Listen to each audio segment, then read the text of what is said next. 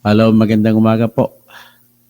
Maya paabak sa mga kabalin ko na magabigat sa mga kapsat ko, lalo na kay Rose Cruz. I pray for you.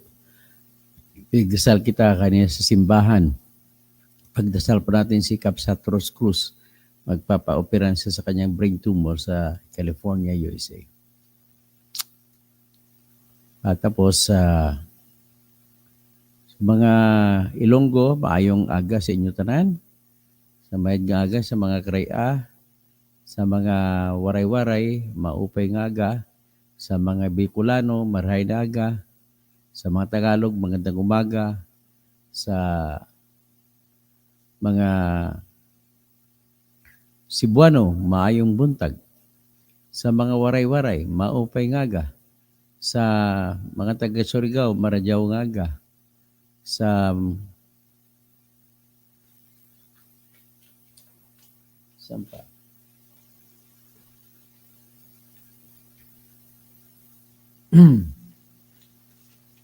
So anyway, what is important for me now is yung ibalita na lang natin, analyze natin. May bagong balita naman na mga upheaval sa mga ibang bansa.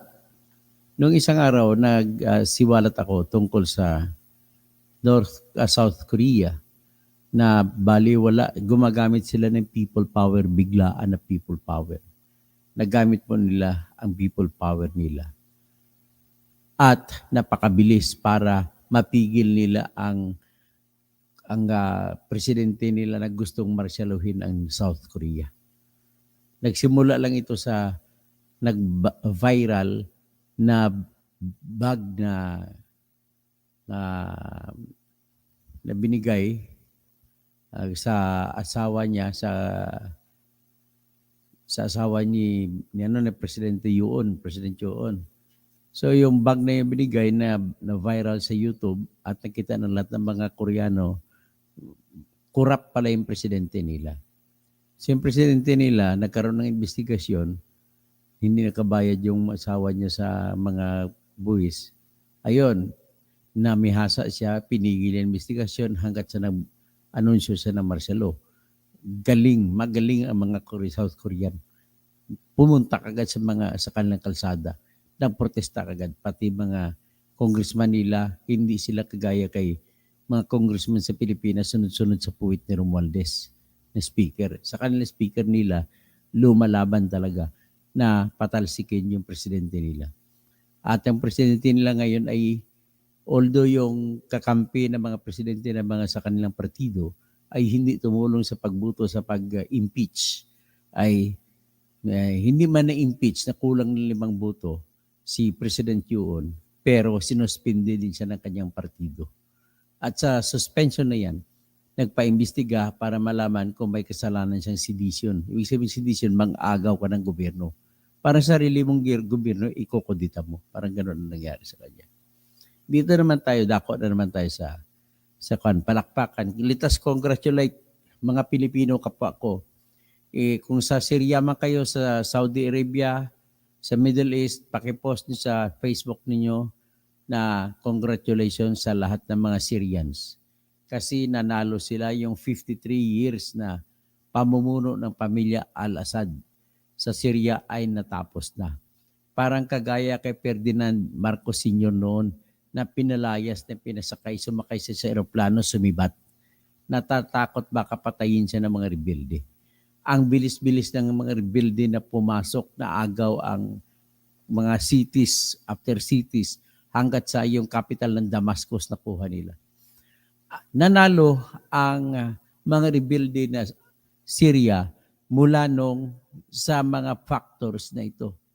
Number 1, ang kakampi nila na Russia ay hindi na maasahan dahil 600,000 o halos 1 milyon na ng mga Russians ang namatay sa pagkipaggiyera sa Ukraine. Ang kanilang kakampi na Iran ay na-neutralize ng Israel. Pangatlo, yung Israel at saka Amerika ay tumulong sa mga rebelde ng mga Syrians. Ang hari ng rebelde po dati ay kasama sa Al-Qaeda, yan na kalaban ng US. At kakampi ng ISIS. Pero dahil nagbago siya at pinaalayas niya sa kanyang grupo ang mga ISIS at saka Al-Qaeda, tinulungan siya ngayon ng Israel at saka ng United States of America. Sa bali, nagdalawa niya, sa grupo ni Biden nang bumanat yan. Tapos pumasok si Trump, gusto rin ni Trump. So, ibig sabihin, collaboration na rin ni Trump at saka ni Biden kung bakit nanalo yung Syrians sa kanilang para nakuha nilang kalayaan nila. Biro mo, 53 years sila binilanggo. 53 years sila inapi. 53 years, 1,000,000 mahigit ang pinatay ng pamilya Assad na mga Syrians. Ganun po katindi. Kung masakit ang mga Marcos dito, sobra kasakit din ang ginagawa ng mga Assad family doon. Umpisa yan sa tatay ni Bashar al-Assad na si Hafiz al-Assad. Si Hafiz al-Assad, naloko niya ang kanyang mga kasama sa Ba'ath Party at naging presidente siya. Hanggat mula na presidente siya, magaling siya magpikot-ikot, marami siya nakuha mga kakampi at binusog niya yung mga kaaway, pinapatay niya. So ganoon pala ang sistema. Kapag ikaw po ay naging malupit, tatagal ka rin pala sa poder. Kaya lang pag tumagal ka, masama naman ang pangalan mo sa history, sa kasaysayan ninyo. Kaya ang balita, si Bashar al-Assad ay sumakay ng eroplano at sumibat kung saan hindi na makita. Pero may balita rin na na-crash ang eroplano. Hindi natin alam kung anong katotohanan. Pero sa akin lang dito ay palakpakan natin, i-congratulate natin yung mga Syrians. Kasi matagal na nilang gusto yan. Hindi lamang sila makapanalo dahil noon ay kinakampihan ng Russians ang Syria. So may mga sundalong Russians pa yan. Pero nahuubos yung halos 1,000,000 na Russians sa pagkikipag-away sa Ukraine ay humina yung suporta ng Russia. So, nawala na rin ang suporta ng Iran nung binanata ng Israel ang Iran. Kaya, tactical pa rin pala ang ginawa ng Israel ng binumba na todo yung Iran. So, ngayon, ang Syrian ay nasa paghawak na ni yung dating leader ng Al-Qaeda, ang siyang namamayani ngayon dyan. Si Al-Julani. Si Abu Muhammad Al-Julani. Siya na ngayon po yung recognized na presidente na bago ng Syria. At may proper turnover na lang ang hinihintay. Sa totoo lang, marami pong patay sa kanila. Milyon ang buwis na binuhay ng mga Syrians bago nila nakuha ang kanilang kalayaan. Sa atin, buti hindi umabot ng milyon na pinatay ng Marcos Sr. bago nataob natin siya noong 1986. Ang problema lang, nakabalik naman ng mga anak niya. Ito naman, gumagawa naman ng kabulastugan. Dapat bawiin nila yung pagdanakaw ng tatay nila. Ngayon, hindi mababawi. Kasi ganun-ganun pa rin. Nandiyan si Romualdez na gustong magiging presidente. So, ngayon, para maging presidente siya, ang ginagawa niya, siya nagpupush talaga niyan. Pa-imbestiga dito, imbestiga roon, Quadcom dito, Good Government Committee ro sa kabila, lahat hanggang sa umabot sa confidential fee. Sa totoo lang, confidential fund, yan ang pinakamalakas nila na bala laban kay Sara. Tapos may ginamit hindi naman malakas yung pananakot ko noon ni Sara kasi hindi naman pananakot yun eh. Napapatayin si Bong, BBM, si Lisa Araneta Marcos, at saka si Tabaluslos o Romualdez kung mapapatay si Sara. Kung ako tanungin mo, baliktarin nyo man ang utak ko, baliktarin nyo man ang libro ng Revised Penal Code, pasensyahan na tayo, marami kayong mga abogado na sip-sip kay Bongbong Marcos na nagsasabi na may death threat daw. Wala pong death threat. Kasi sabi nila, kahit na may condition, death threat pa rin. Oy, ayoko na sabihin kung anong tawag ko sa inyo. Na ang ginawa ninyo ay gumagawa kayo ng mga diskarte, ng mga opinion. Tandaan ninyo, ang nagpagiging guilty sa tao ay proof beyond reasonable doubt, hindi opinion. Pag tiningnan mo, ano bang kondisyon na tinatanggap sa Revised Penal Code sa Article 282 para tawaging death threat na may kondisyon? Ganito yun. Kung ang kondisyon ay pang blackmail, kung pang blackmail, yan po ang sakop sa death threat. Pag hindi man ko bigyan ng pera, papatayin kita. Yun yung mga kondisyon na death threat ang pasok. Kasi blackmail. Pero yung kay Sara Duterte, pag pinatay nyo ako, may inutusan ako na papatay din sa inyo. Hindi yan death threat. Kasi bakit? Kung hindi naman sila nila papatayin si Sara, wala rin mangyari sa kanilang masama. Di ba? So, nothing to fear. If you are innocent and you are not planning to kill Sara, then you have nothing to fear. And if you have nothing to fear, then there is no death threat. Yeah? If you have nothing to fear about threat, then there is no death threat. There is no grave threats right either. So, ganun lamang po, kasimple ang argumento dyan. So, ibig sabihin, pag ginamit mo sa impeachment yan, napakahina. Sorry. Admittedly, ang pinakamalakas na armas nila, yung mga na-discover nila ng mga paano niliquidate ang sa confidential fund. Ang problema lang po, mali po ang atake nila. Kasi ganito pong atake nila. Naimbestiga na ngayon na yung mga pundo na 125 million na binigay na pundo kay Sara Duterte ay inubos lamang ni Sara Duterte sa loob ng 11 days. And that is equivalent to 11,364,000 a day sa isang araw. So, kaya mo busin yan? Siyempre, hindi, di ba? Kaya lang, natututok ngayon ang argumento ng mga gusto magpa-impeach ng mga makabayan at saka akbayan na sa hindi pagpaliwanag kung saan napunta ang confidential fund. Pag ganun po ang kaso ninyo, mahinang-mahina po. Bakit po mahina? Simple lang po ang dahilan. Kaibigan ko naman si Congresswoman Franz Castro, makinig po kayo. Alam ko nakikinig sa akin lagi. Pakisabi sa mga kasamahan yung abogada, na mahina po yung kaso na magkaroon ng impeachment sapagkat hindi na paliwanag ni Sara kung saan napunta ang 125 million. Ito, sabi ko nga, mali yun. Bakit po?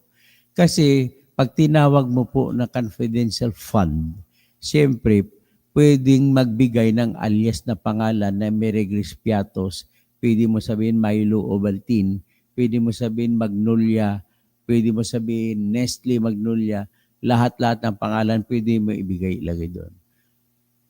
Talagang sinasadya yun para hindi malaman kung sino pinagbigyan ng pera. Kaya nga, confidential nga ang tawag di ba? So kung gano'n yung titirahin ang kaso ninyo, matatalo lamang po kayo. Si Attorney Nerio Colmenares, please, you are a lawyer, you are an experienced lawyer, but listen to me. Listen to me. Baguhin niyo po yung draft ng inyong kaso.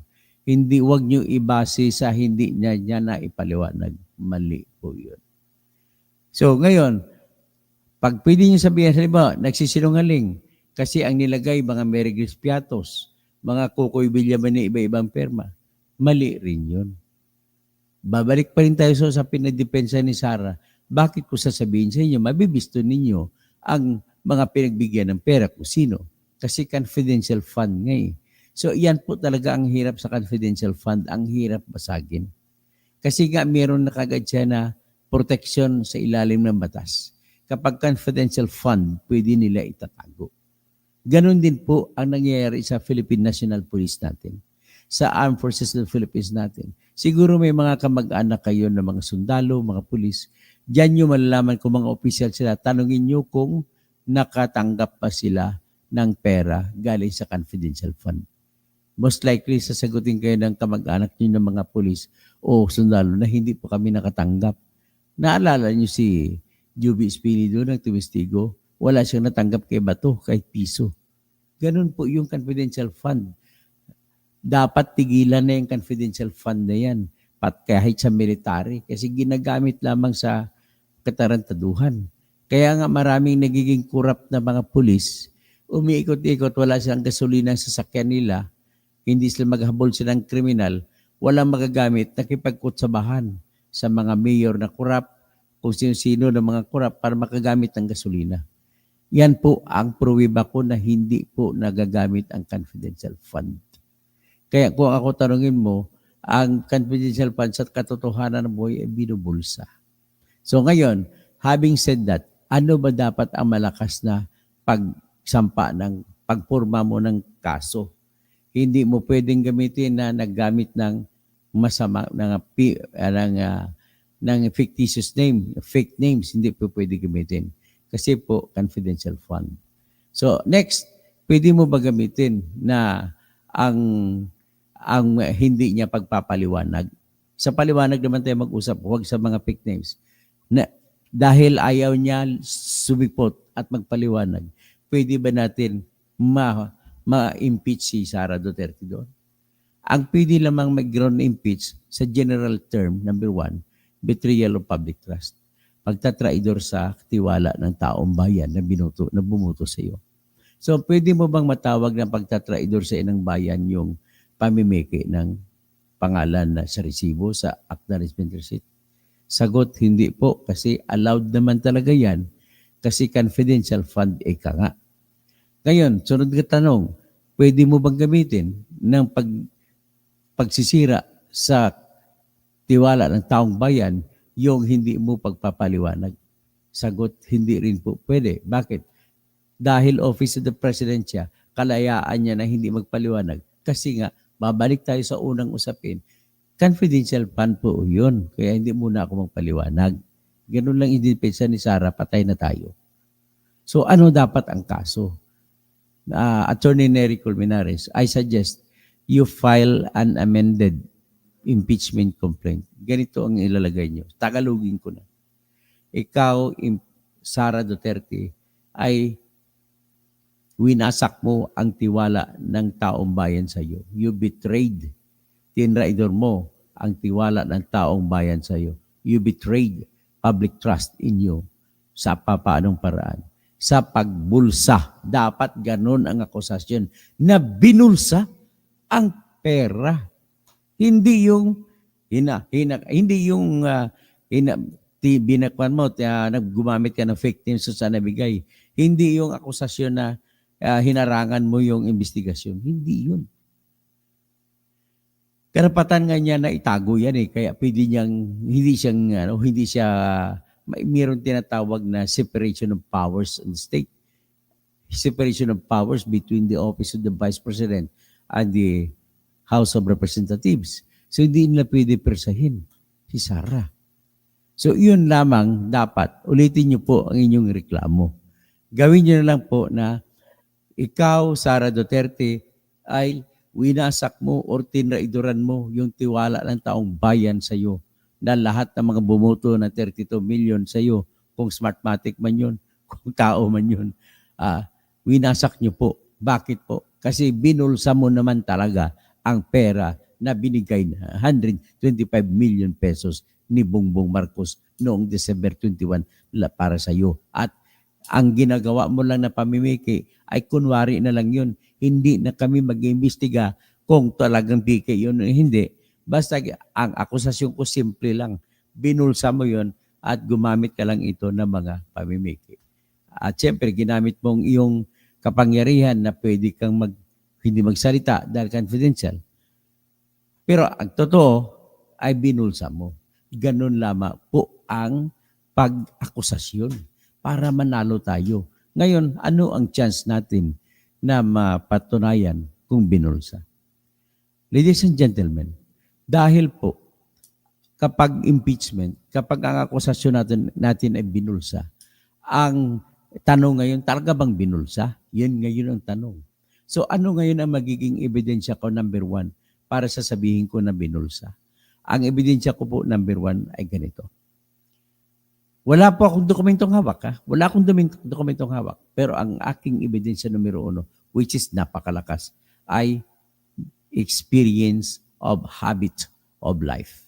Sa rules of evidence po, pwede namin gamitin na ebidensya yung ugali ng tao. Ano ba talaga ang ugali ni Sara bilang tao, bilang isang ordinaryong mamamayan na nagkaroon ng opisina at nagkakaroon ng pagkakataon na kakainin na parang Dracula ang pera ng bayan? Simple lang po. di, kakainin niya, anong remedyo? The fact na hindi mo kayang ubusin sa 11 days. Yan ang aking pruweba. Hindi po kaya sa 11 days na maggagawa ka ng proyekto na intelligence projects. Hindi ka pwede sa 11 days na matapos mo yung confidential programs mo na matapos mo yun. Kaya hindi po pwede mangyari na yung pera na 125 million ay ginastos. Ang katotohanan dyan po ay binulsa mo lahat. Ganun lamang pong argumento dyan. At ang sabi ko, number one evidence ko, yung rule of life, rule of habit of life, na hindi pwedeng magagasta, imposibleng gagamitin ang sa 11 days na project, sa confidential projects, ang 225 million. Hindi po pwede magagamit. Ngayon, pag mayroon akong ebidensya niyan, magkakaroon na tinatawag ng pagbubuo sa kaisipan ng isang rasonableng tao. Oo nga, ninakaw nga. Kasi hindi pwede mangyari na ginastos talaga sa confidential fund. So, baliwala yung resibo ni Meriglis Piatos. Wala na yun. Next, baliwala na rin yung resibo ni Kokoy Villamin. Baliwala na yun. Next, yung hindi niya paghaharap ay karapatan niya yun dahil mayroon siyang separate powers. May independence siya. So, baliwala na rin yun. Ang ito lang yun. Ang katotohanan na hindi natin kayang kainin. Parang sinabi mo, 1 toneladang bigas, hindi mo naman kayang kainin. At nawala. Ay, di binulsa mo. Ganun lang po kasimple yan. Ganun lang po ang aking ebidensya. Sana ganun. Sisubukan ko gagawa ng impeachment complaint na simple lang. Isang reklamo lang. Yun lang ang aking ireklamo. Kasi hindi pa naman ko napakinggan yung ibang mga insidente. At iti-text ko si Congresswoman Franz Castro na kahit nakapirma na siya doon sa pangalawang impeachment, hilingin ko sa kanya na pirmahan niya rin yung impeachment na gagawin ko. Subukan ko yun. Rose Cruz, good evening. Good evening dyan sa California. So, naintindihan nyo na? O ngayon, may mga iba pa pong akusasyon sila sa unang impeachment. Kagaya nyo mga pera na tinanggap ni Sara Cuno ayon sa talaan ng aking kandidato sa Caloocan na pagkamayor, si Senator Trillanes, na base sa nakuha niyang ebidensya na panahon naging mayor pa si Sara ay marami ng pera na pasok sa kanya. True man yun o hindi, pasensyahan tayo, hindi po nyo magagamit. So, Idol Sunny ni Trillanes, Idol Mayor Trillanes, hindi po pwede mapapasok yun. Bakit po? Kasi yung incidente yun pang time na hindi pa siya pwedeng i-impeach, Vice Mayor pa lamang siya. Kailan lamang po siya naging pwedeng impeach? Naging Vice President na siya. So, ibig sabihin, lahat ng akusasyon na binanggit na sa panahon ng siya ay hindi pa Vice President ay hindi po pwede magagamit yan. Basura kagad yan. Hindi po pwede sabihin na binasag niya ang tiwala ng mga boto ng mga tao galing Luzon, galing Visayas, at galing sa mga lugar na labas ng Davao City. Nung time na siya ay mayor pa lang Davao City, tanging mga people of Davao City pa lamang bumoto sa kanya. So, hindi yan sakop ng impeachment. So, ang sakop lamang ng impeachment ay yung Vice President na siya. Intindido? Sandali lang intindihin, di ba? Madali lang intindihin. At hindi rin po pwede, pasensya na po, mahina yung kaso na impeachment, sabihin nyo yung unauthorized practice of law. Ang basihan ninyo ay ganito. Dahil mayroong law firm na opisina yung husband niya, si Attorney Mans Carpio. Ang pangalan ng opisina ay Duterte and Carpio Law Office. Nasa pangalan lang yan, hindi naman nagpa-practice ang pangalan. Kaya, walang illegal practice po ron. Okay? Intindido nyo? Magtanong kayo sa mga kapwa-abogado. Sa mga abogadong iba, wala pong practice of law yan. Just a matter of happenings of life na naging Vice President. Dati na silang magkasama ng mister niya. Ang pinangalan nila sa kanilang opisina ay Duterte and Carpio. Obvious naman na under Disaya or Andres Disaya, ito si Attorney Manscarpio.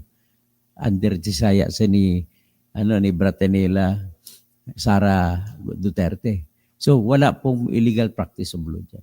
Pangalawa, yung tumayo daw siya na abogado ni Attorney Zulaika Lopez, hindi rin po yun illegal practice of law. Bakit po? Emergency yun eh. Kapag emergency, there is no such thing as practice. Pangalawa, kapag hindi ka naman naniningil ng bayad sa serbisyo mo, hindi yun practice na tawagin. It is just another thing that you can call as help. Help lang yun. And he with more reason that she is obliged to do so, kung makakakita siya ng ibang tao na mangangailangan ng abogado, pero hindi siya, dapat mag-abogado siya na walang bayad kasi vice presidente siya. Nakalagay po kasi sa konstitusyon na bawal kapag isang vice presidente na mag-practice na kanyang profesyon. Ngayon, halimbawa, para maliwanagan nyo ang ibig ko sabihin, ganito. Halimbawa, doktor kayo, vice president ka, nakakita kayo, naghina ka na mamamatay na sa binggit ng kamatayan. Ibig mo ba sabihin na matitingin ka lang na vice president? Hindi mo gagamitin ang iyong kaalaman bilang doktor dahil bawal ka mag-practice sa pagdoktor. No, makukulong ka pa kasi vice presidente ka na, may kaalaman ka sa medisina, hindi mo sinalba ang buhay ng tao. Yan ang tinatawag na emergency. It is always exemption to the law, yung emergency. Tandaan niyo po yan.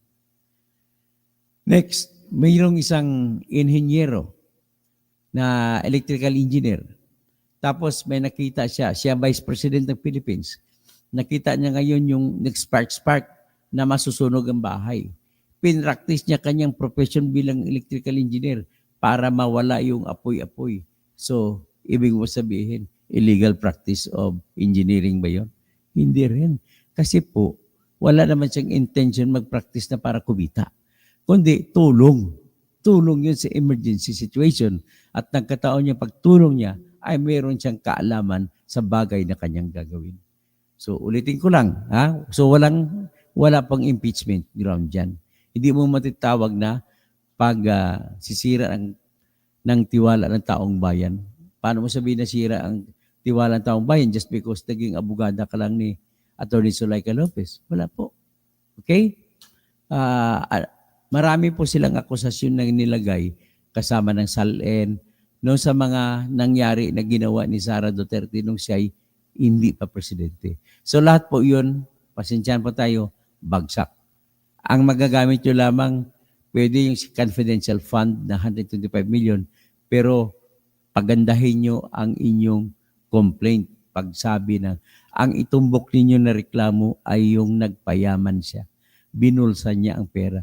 Huwag kayong umakusa sa kanya na namimiki siya ng pangalan sa resibo o sa acknowledgement receipt.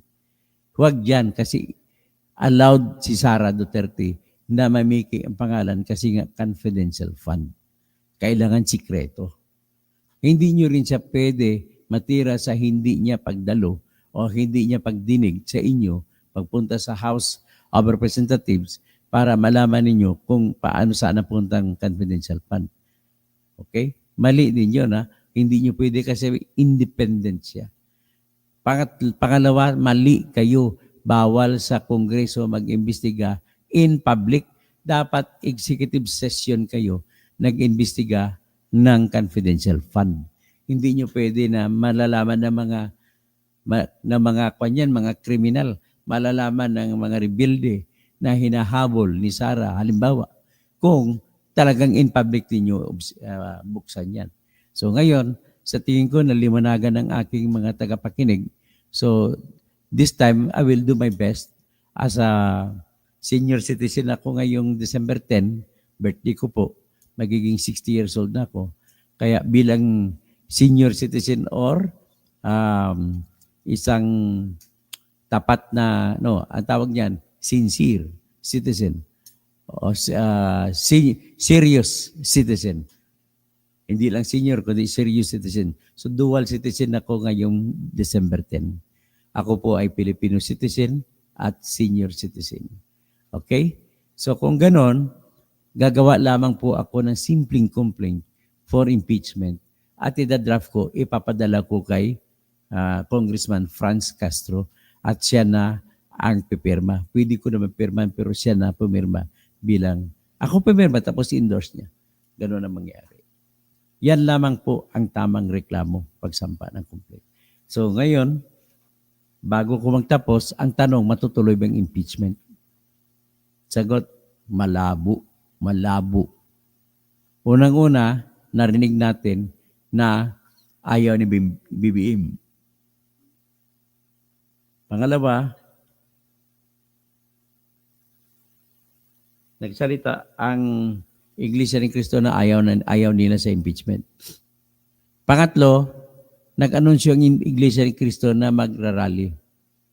Pang-apat, kahit na nagsalita ng Iglesia ni Cristo na hindi na sila magrarally, nandun pa rin yung kanilang stand na ayaw nila ng impeachment. Panglima, alam naman natin, lahat tayo alam natin, lahat ng politiko sa Pilipinas, kasama si Martin Romualdez, ay takot po sa boto ng Iglesia ni Cristo. At kung takot sila sa boto ng Iglesia ni Cristo, susundin nila, titiisin na lang nila yan.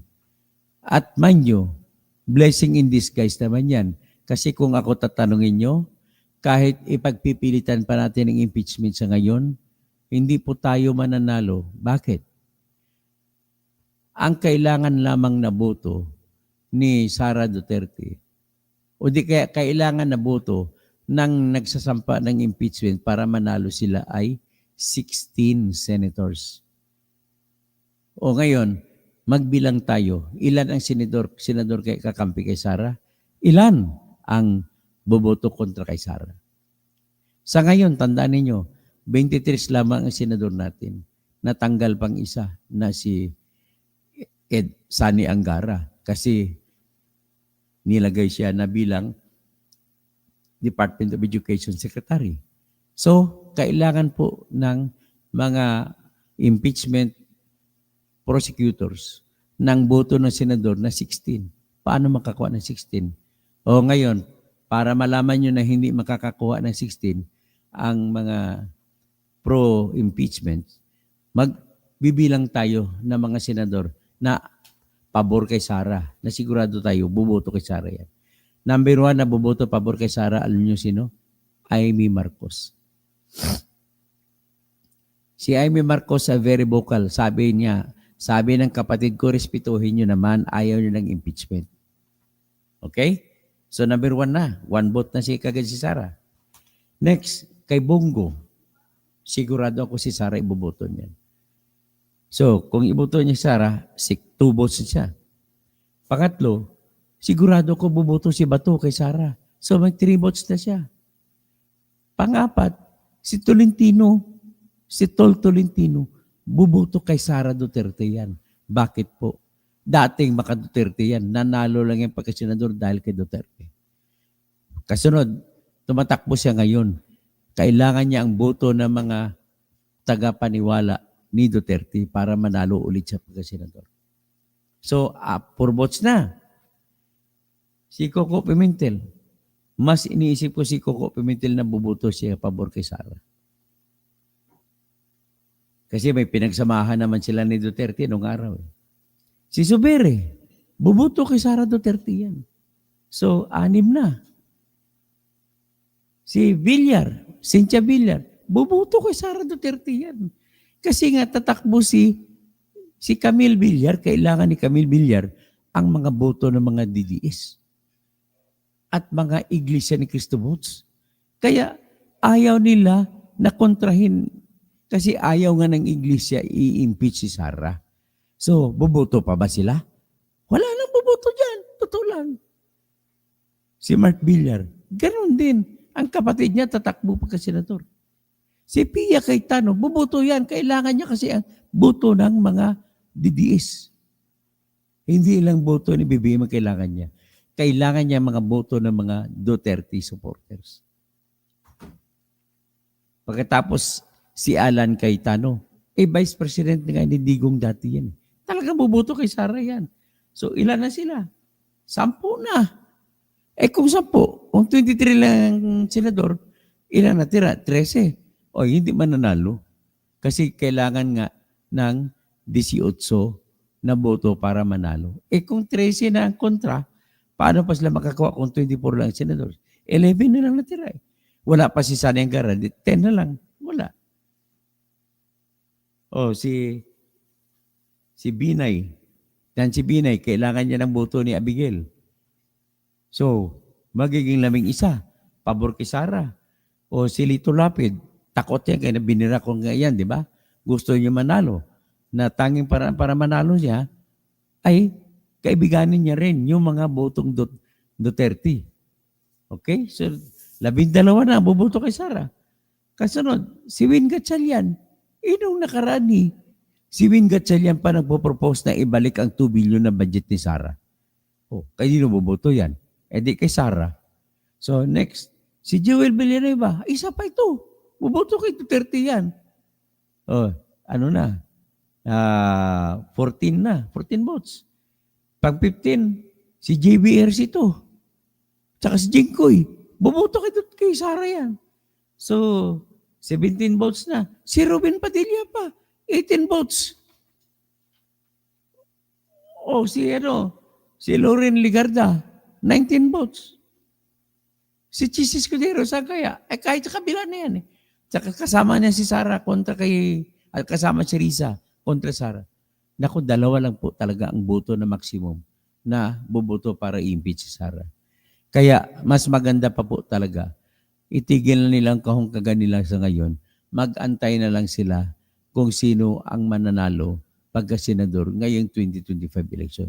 At kung manalo ako, makasiguro na kayo na 1 boto ako pabor sa impeachment ni Sara. Ganun po yun.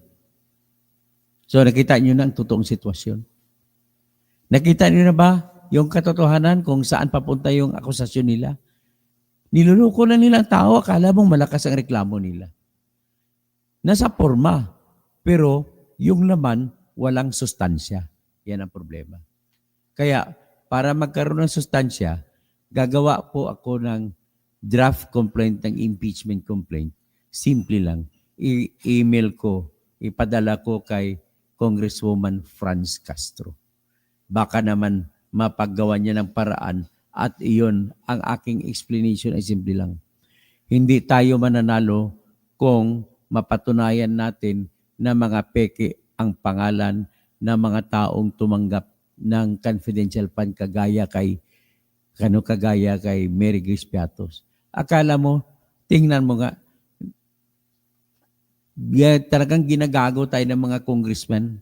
Nag-request pa sila sa Philippine Statistics Authority kung may pangalang Mary Grace Piatos, kahit nang wala nga, hindi na mahalaga yan. At saka ng 300 plus na pangalan, nag-request din sila. Hindi na nga importante yan. Ang problema ito, mga bobo kasi, pasensya na, mga walang alam kasi mga congressman nyo. Bakit nyo pa binuto yan? Yung Carabao English ni Carabs Paduano. Carabs Paduano, Carabao Paduano. Mga English Carabao dyan ni Dan Fernandez. Inaaway niya si Atty. Libayan dahil sa Carabao English niya. Pati rin niya si Pastor Benny Abante, mali-mali din ang English niya kuminsan. Huwag na nga kayo mag-English dyan. Ang maayos lang English dyan na pakinggan ko si Congresswoman Jinky Jervil Luistro. Beatrix Luistro. Siya lang maayos mag-English dyan. Narinig ko. Kaya maganda pa mag-Tagalog na lang kayo. Carabs Paduano. Dating Alex Bungkayo Brigade ka, pero sabagay, nasa Bungkayo Brigade ka naman, hindi ka naman nag-aaral noon sa English. Pasensyahan lang kita. Pero sa akin lang naman, nagsasalita kasi kayo sa public. Tinuturuan yung mga bata na nakikinig ng maling English. Maling-mali talaga. Mabuti pa po mag-Tagalog kayo. Kaya po, sasabihin ko na naman, talagang hindi po matutuloy ang impeachment. Bakit? Itong isang dahilan. Si Romualdez po ay sinabihan na ni Bongbong Marcos na huwag ituloy. Si Martin Romualdez si Tambaluslos. Pero kung tanungin mo siya, gustong-gusto niya. Bakit? Ang iniisip niya kasi, pag matanggal si Sara Duterte, ay wala ng ibang ang kapangyarihan sa pagpipili kung sino gagawing vice presidente kasi bakante na, wala na si Sara, ay ang presidente, si BBM. Sa lahat ng mga mamimili si BBM mula sa mga senador o sa mga congressman. Sa tingin mo, sino pipiliin niya? Siyempre, yung may tiwala siya. Sino yung may tiwala siya? Ay, pinsang buo niya na si Martin Romualdez. Kaya ganun ang inasahan ni Martin Romualdez dyan. Yan ang maitim na balak ni Martin Romualdez dyan. Kung bakit na mayroong Quadcom. Kung bakit mayroong Good Government Committee. Yan po ang katotohanan. Next, pero dahil ayaw ng pinsan buo niya, hindi niya mapilit-pilit. Next, gusto rin although gusto ni Romualdez, pero kontento na rin siya dahil kumikita din siya ng pera galing sa mga ayuda. Biro mo, kukunin mo tag 10,000 kada isa, ipamimigay nyo tag 5,000, tag 3,000. At isa pa, yung asawa niya na si Yeda Romualdez, na siyang congresswoman ng Tingog Party List. Ano ibig sabihin ng Tingog? Salitang Ilonggo yan, salitang Waray, salitang Cebuano, salitang mga Waray din. Waray nga, Tingog, boses. Boses. O ano yung tinig, kung sa Tagalog, tinig. So iyan po, ang asawa niya na si Yeda Romualdez, wala na rin siyang pakialam dahil kumikita po. Alam mo ba nung nakaraan, ayon kay Professor Cielo Magno, oy Prof, ikaw isa-cite ko rito, nabasa ko kasi sa post mo Si Prof. Cielo Magno, isa ito dapat tumakbo pag senador ito.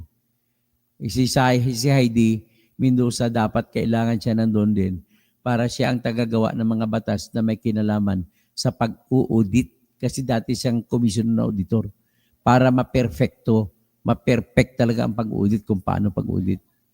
Okay? So, sinulat ni Professor Cielo Magno na nakipagpirmahan ng kasunduan ang Tingog Party List sa Development Bank of the Philippines at saka sa PhilHealth na sila na daw ang papatayo ng mga health facilities, mga health centers, lahat-lahat sa mga barangay. Akalain mo, ano ba ang trabaho mo, Yeda Romualdez? Di ba congresswoman ka ng Tingog Party List? Alam mo ba yung trabaho mo? O sabihin ko na ngayon, taga-UP yung asawa mo, si Martin, bakit hindi niya alam?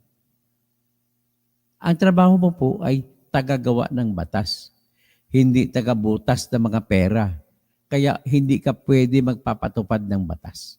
Kahit sabihin pa natin yung Tingog Party List mo ang magpapatupad, hindi po pwede yan. The moment that you will push for it, I will file a case against you. But now, yan pala, hindi ko lang makalimutan. Maliban sa impeachment complaint na simple na gagawin ko, gagawa rin po ako ng reklamo laban kay Yeda Romualdez na paresignin ko siya. Susulatan ko siya mag-resign siya bilang chairman ng Appropriations Committee. Accounts Committee pala. Accounts Committee. Bakit ano yung Accounts Committee? Ang Accounts Committee po, parang auditor ka. Ikaw rin nag-u-audit kung saan sa loob, internal auditor siya Kung saan nanggaling, sino gumasta ng pera ng House of Representatives. Yung mister mo ang speaker, siya ang gumagasta, siya namigay ng pera kaliwat kanan. Tapos ikaw na kanyang asawa, ikaw ang mag-iimbestiga sa kanya. Ibig sabihin po, ikaw ang auditor, edi siya rin ang gastador. Ano mangyari? Di wala, tabunan effect. Kaya conflict of interest. Susulatan po kita na tumigil ka na sa pagiging chairman ng Accounts Committee. At kahit member dyan, bawal po. Kasi asawa mo ay speaker.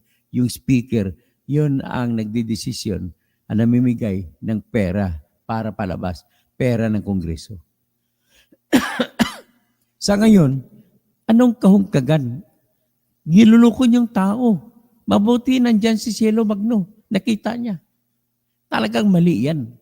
hindi ka pwede makipagkasundo ang tingog party list kasi congressman ang party list na siyang magpapatupad ng proyektong mga health centers ng PhilHealth at saka DBP, Development Bank of the Philippines. Dagdagan pa yan. Ang gusto kong bakit okay na rin kay Romualdez na hindi ipagpatuloy ang impeachment sapagkat po ay namamayagpag naman siya sa ayuda, yung ayuda sa kapos ang pera. Ito po daw ang ayuda na binibigay nila doon sa mga minimum wage earners at saka mababa ang sweldo. Teka muna, sino ba dapat bibigyan yung may sweldo o yung walang sweldo? Di ba dapat yung mga walang sweldo? Tapos kung mamigay pa kayo, ginagawa mo pa Martin Romualdez, umiikot ka pa sa kada mall, sa kada probinsya para ipakita mo na ikaw ang namimigay ng pera at hindi ang DSWD. Pati mga 4-piece, ikaw rin ang gusto mong magpapakita ron at kayo na mga kakampi mong politiko ang magpapakita na nagbibigay ng pera. Ganon din ang ginagawa ni Vilma Santos ng kanyang anak na si Lucky Manzano at yung kanyang anak na si Ryan Frecto at mga kakampi nilang mga mayor, mga vice mayor at mga tumatakbo diyang mga bukales diyan sa Batangas. Anong ginagawa nila? Pinapatawag nila mga senior citizens para kukunin ang kanilang 1,000 Christmas gift. Pinapapunta pa, pinapapila pa, hindi makauwi ng isang araw sa kanilang mga bahay. Mga matanda na yan. Bakit nyo pinapatawag? Para makita kayo at makita nila na kayo ang nagbibigay ng pera sa kanila. Pera naman ng bayan yan. Yan po, kayo talaga dyan. Kaya hindi matuloy-tuloy ang impeachment. Dahil sa gusto nyo magiging pasikat. So ngayon, hindi ba dapat may suggestion si Papa Doms Ligario ng Tanawan, Batangas? Anong suggestion? Makinig ka. Para wala ng kulay politika, ang pamimigay ng ayuda, i-GCash na lang, imayan na lang.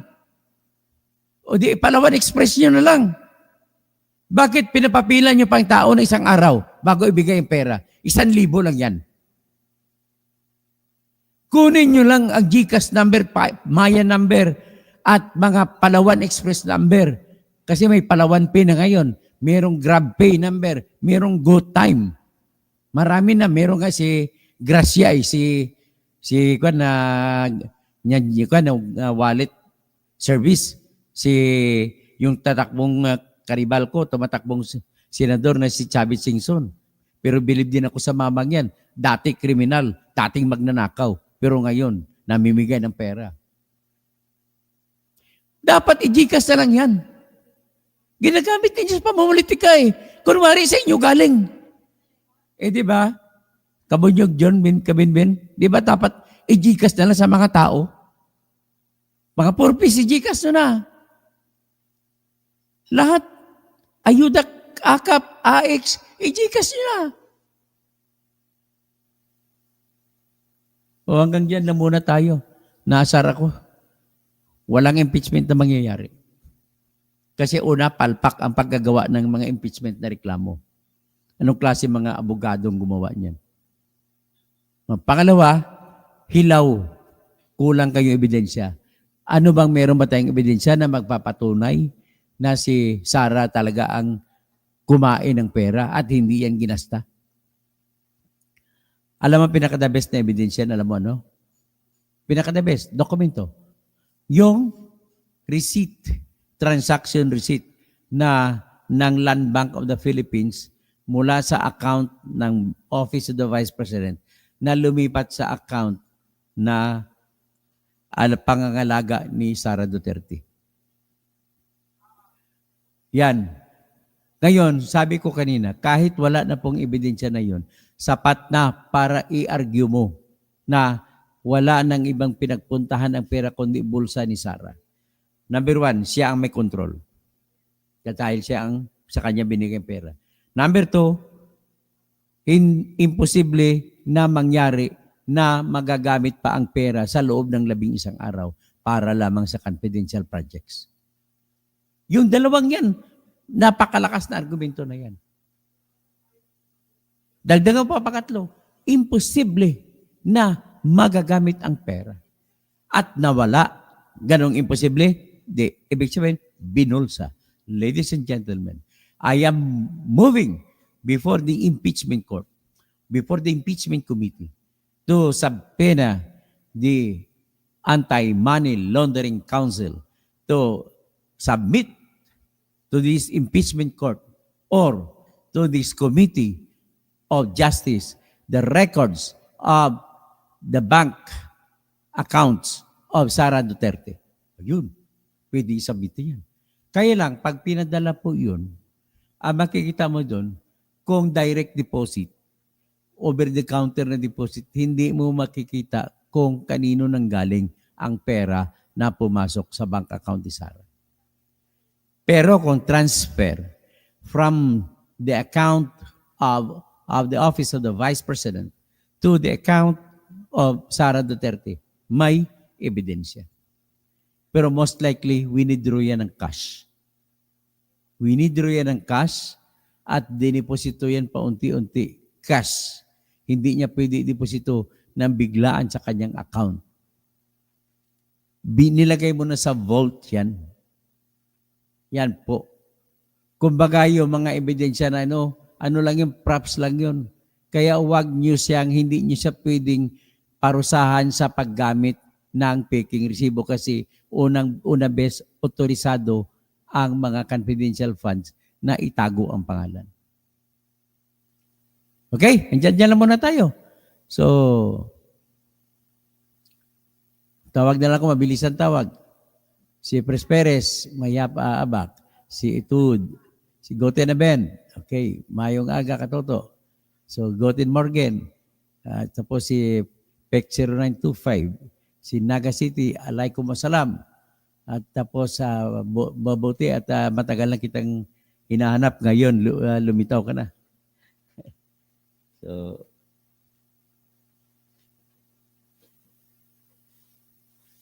babatiin ko mga Pilipino dyan sa Japan. Umaga na pala ngayon, no? Mga Pilipino sa Japan, konnichiwa. So, di kaya, chayo gozaimasu. Okay. Sa mga sa German, Guten Morgen, no? O di kaya Guten Abend kung gabi. Sa Netherlands, kung umaga dyan ngayon, Guten Morgen. Pero kung gabi dyan, Guten Abend. Oh. Tapos sa French, kung umaga dyan, Bonjour. Kung gabi, Bonsoir. Kung sa Italy, Buongiorno. Buongiorno kung umaga. Kung gabi, Buonasera. Sa mga Pilipino natin na mga ibanag, kung umaga na pala, mapya nga nikaw. Sa mga Ibaloy, mapting jagsapa. Sa mga kankani, gawis ay wagkat. Sa Italian, tapos na Italian. Sa Itawis, napya nga matarok. Sa mga Tausog, marayaw may naat. Sa Maguindanao, mapya mapita. Sa mga Maranao, mapya kapipita. Sa inyo langon. So sa mga kapatid ko, mga Muslim, at isang Muslim country ngayon ang lumaya, yung Syria, sa 53 years na tanikala ng pang-api, pamamatay ng tao. At ito po ay mga taga-Syria. Taga-Syria po si Mama Mary. Si Mama Mary po, blood siya ng Syrian. Kaya napakagandang babae. Tapos, si Steve Jobs na napakatalino nag-imbento ng cellphone natin, cellphone natin, si Steve Jobs ay Syrian. Tatay na taga-Syria. So ganun katalino po yung mga Syrian. Ulitin ko lang, wrap up ko, ang Syria ay nakalaya na po mga Syria at lumipad na po, umalis na, lumayas na sa Syria si President Bashar al-Assad. At ito ay dahil sa mabilis na atake ng mga rebelde na mga dati ay konektado sa Al-Qaeda. Pero yung leader nila na si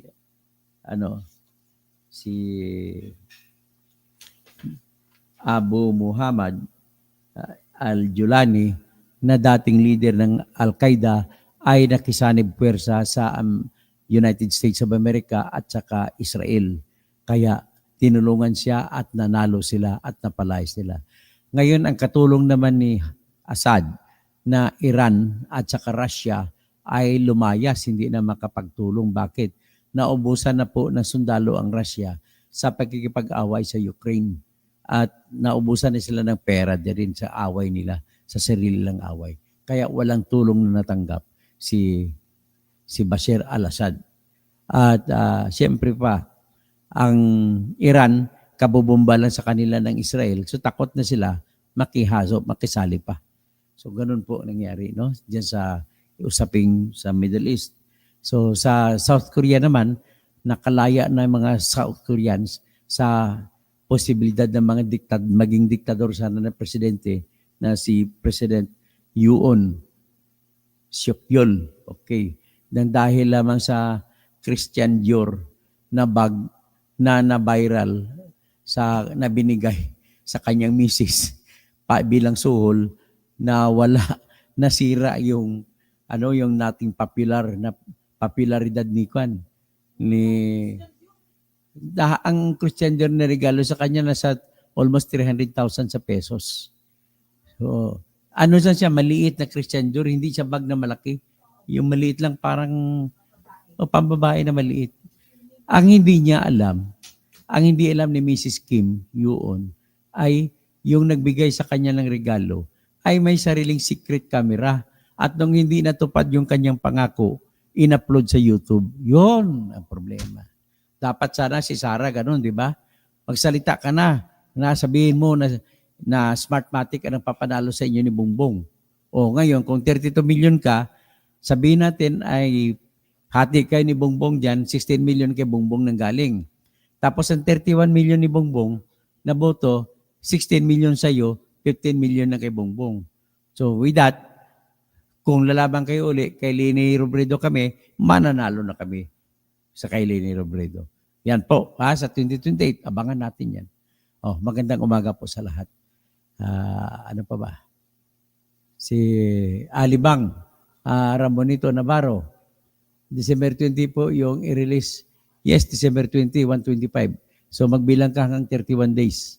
So 11 days lamang. Si Manuel Toribio, PEC 0925, and who give the confidential fund to Sara? Aba, yung nagbigay si Marcos. Pwede rin i-impeach si Marcos sa pagbibigay ng 125 million kay Sara. Bakit? Kasi wala namang savings. Kinuha po yun sa contingency fund. Hindi ka pwede kukuha sa contingency fund. Ang contingency fund po ay hanggat matapos ang December 31 ay hindi mo pwedeng sabihin savings. Kasi ang tawag kanya contingent. Ibig sabihin, nagdedepende baka may biglang insidente mangyari. Kaya hindi pwede kunin doon. So pwede rin i-impeach si Marcos, si BBM doon. Si Manuel Toribio, Magundudiem, si Pres Perez, tapos si Ramonito Navarro, Alibang, ay naku, bakit ganun ka, idol? Bakit ka nagtatanong? Pres Perez, yung pangungurakot mula sa barangay hanggang president, di naman po may alis yan kalakaran. So, okay lang ganun palagi para kurakutin, para ng bayan. Ganun ang mangyari. 11 days to spend, confidential fund. Pero ang korupsyon ngayon, nakakalula, bilyones, sinisilip, wala man sa 1% ang 125 million. Tesa Iralith, nandyan naman ang kuwa, wala naman ginagawa ang kuwa na ng kuwa. Ramonito Navarro, wag mo na patatanggal si Piatos. Hindi ko siya pinagtatanggol, Ramonito, kasi Ramonita. Ang problema lang sa iyo ay minimisinterpret mo. Nagsasalita lamang po ako ng totoo na mahina talaga ang reklamo laban sa kanya. Okay? pinag-usapan natin dito ay kung manalo ba ang impeachment o hindi. So, Rems, good evening po, Atty. Toto Cabunyog. Bumblebee, yung confidence fund na sinasabi ni Sara noong 2022, hindi ang confidential, walang nakalista doon. Confidential po yun. Confidential nila, officially confidential fund po. Yan ang kinilala ng kuwa, confidential fund din. Ramonita Navarro, so mali nga ang paggamit. Hindi po ganoon ang paggamit. Hindi nga ginamit, Ramonita Navarro. Naintindihan mo ba ibig sabihin? Wala pong ginamit si Sara doon. Hindi mo pwedeng sabihin na mali paggamit. Binulsa niya po yun. Okay? Naintindihan mo po ako? Wala po. Kaya sinabi ko mali ang lahat ng ginagawa ng congressman. Naniniwala naman kayo, niluloko lang kayo ng mga congressman. Hindi naman kasi maalam sa sa kan eh. Pag presenta ng ebidensya, hindi nila alam paano, anong gagamitin mong ebidensya para mananalo. Oh, Beni Antalan, salute to you, Toto. You're a brilliant lawyer. Tama, talagang totoo lang. Kaya po nanalo ako sa mga kaso ko. Kasi inanalisa ko na maayos ang kaso bago ako tumira. Rose Cruz, Kapsat, Mayap, naimbagabigat. Lords Villa, tama po yun yung mga sinasabi mong binulsa lang at di dapat doon. At bulsa lang dapat kay gagawa po ako ng reklamo, Ramonita Navarro, na simple lang reklamo.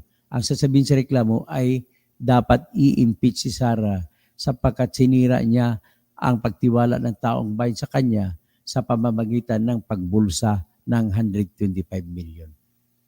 Hindi mo po pwede sabihin na ginamit ni Sara. Hindi po ginamit. Binulsa po. Kaya mali po para sabihin na ginamit. Okay? Sana naintindihan mo ako. Ganun lang po ka simple ang analysis doon. So, Tony Key, totoo for Senator. Los Villa, pasok po yan sa mga sinasabi ni Trillanes tungkol sa dividendo nila. O pwede natin, ang mahirap dyan, ang mahirap yung ni Idol Trillanes, no? Una-una, wala siyang hawak na ebidensya para doon. So, pero pinaniwalaan ko yan na totoo yun. Ang problema lang po, nangyari yun nung panahon na hindi pa siya Vice President. So, malabo po yun, i-connect sa trabaho niya bilang Vice President. Maliban na lamang kung na ilatag mo lahat ng salin, lahat na nakita mo bank account mismo ni Sara, ibang usapin yun.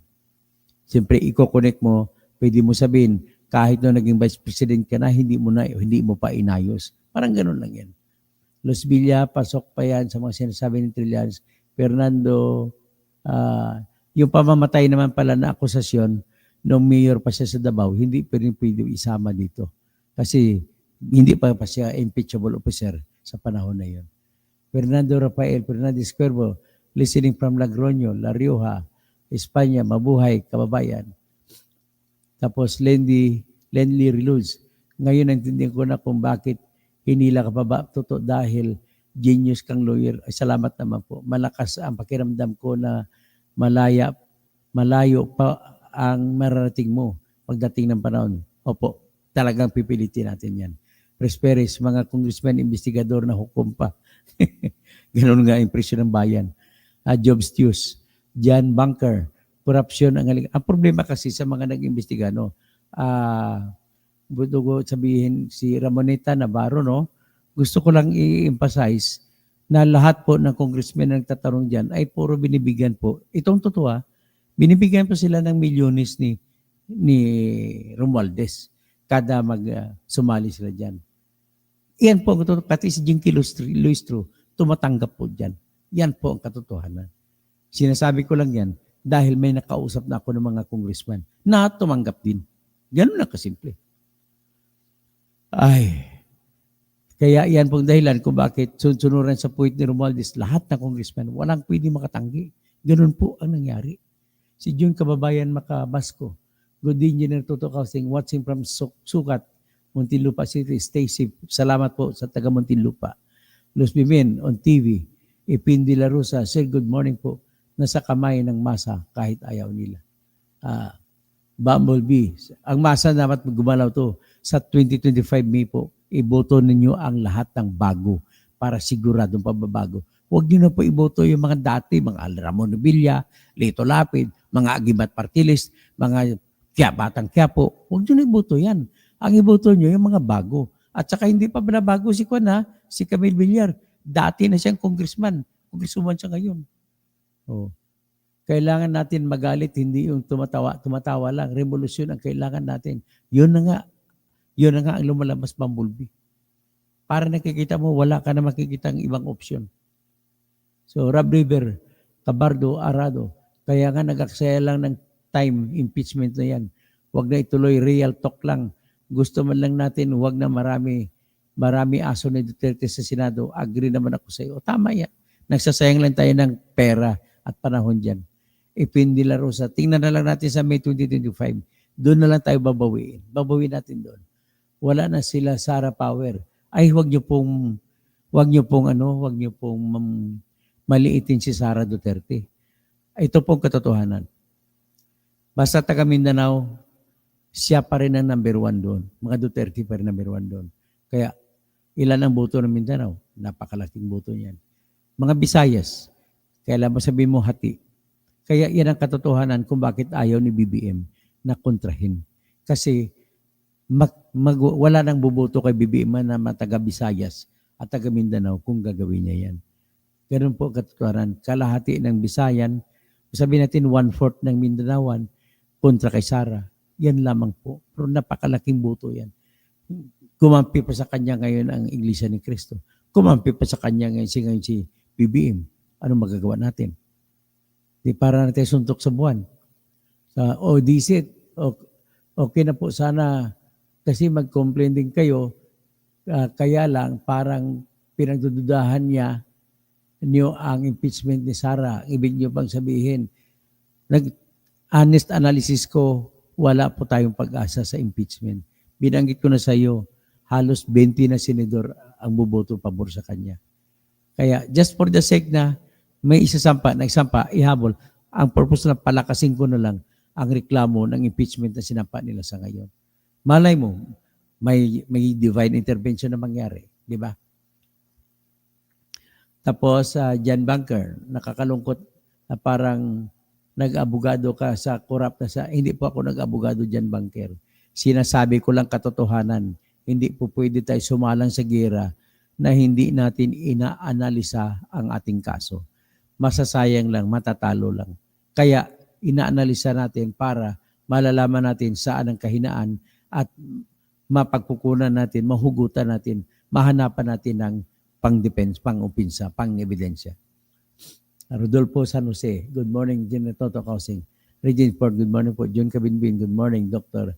Toto, Senator, laban lang po sa katotohanan. Kasi for all you know, marami pong nabubulag ng mga taga-oposisyon na pinupuri na si BBM ngayon. Pareho lamang sila dyan ng mga kawatan. Di ba? Kaya wala tayong kinakain ng mga butot balat natin dyan. Kaya wala kayong dapat kampiyan sa dalawang yan. So, Bernardo Minjola Inalagim, good morning, Kabunyog, Senator Atty. Toto Kausing. Pres Perez, binigyan nga may trabaho.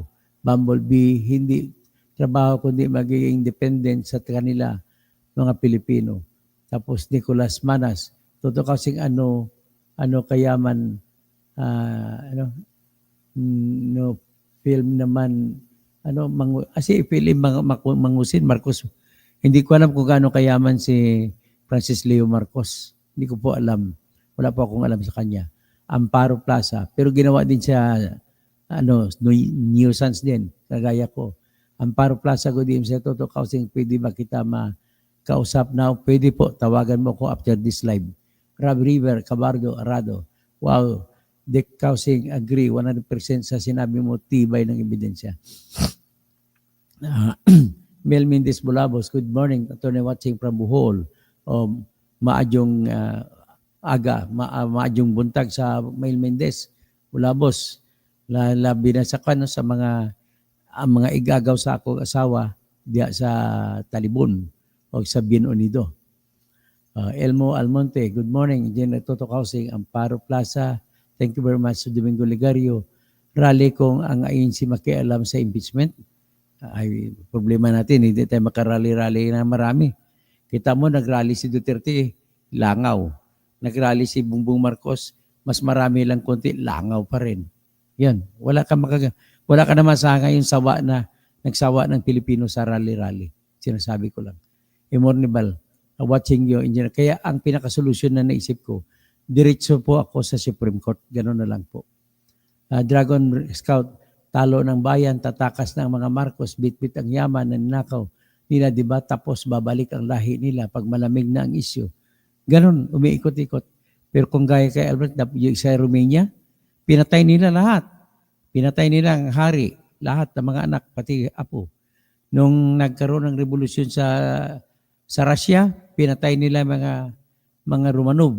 Inubos nila, pinatay pati mga bata. Kaya wala nang natubo uli ng mga Romanov. Yung mga Romanov, more than 300 years na namayani sa Russia.